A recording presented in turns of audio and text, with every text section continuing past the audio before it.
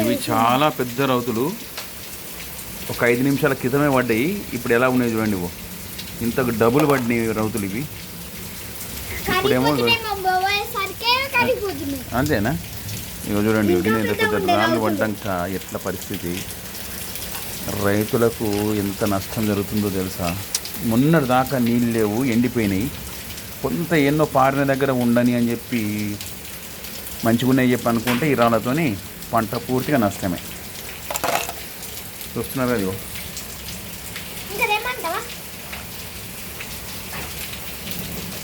ఇంత పెద్ద రౌతులు పడ్డానికి ఎట్లా చూడండి. ఇప్పటిదాకా ఆగిపోయినాయి, మళ్ళీ పెద్ద పెద్ద రాళ్ళు పడుతున్నాయి. ఆగో ఒక్క 5 నిమిషాలు ఆగినాయి.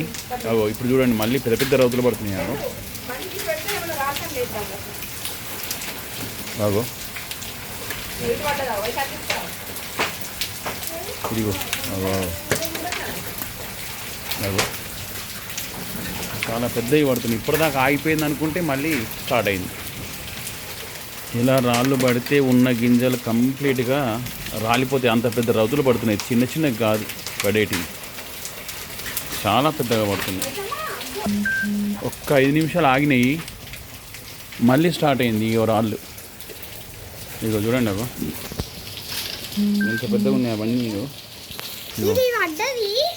అప్పుడే పడ్డది కానీ ఇంత ఉండే, మనం పోయేసరికి ఇంత అయింది, తెచ్చేసరికి ఇంత అయింది. చాలా పెద్ద రాళ్ళు 2 టైమ్స్ పడుతున్నాయి. మళ్ళీ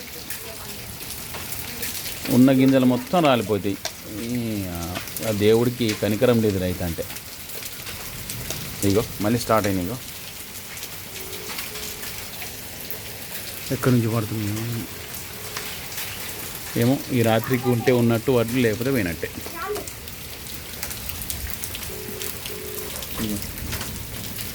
ఎన్ని గానం రాళ్ళు, అబ్బో ఫస్ట్ టైం నేను చూసింది.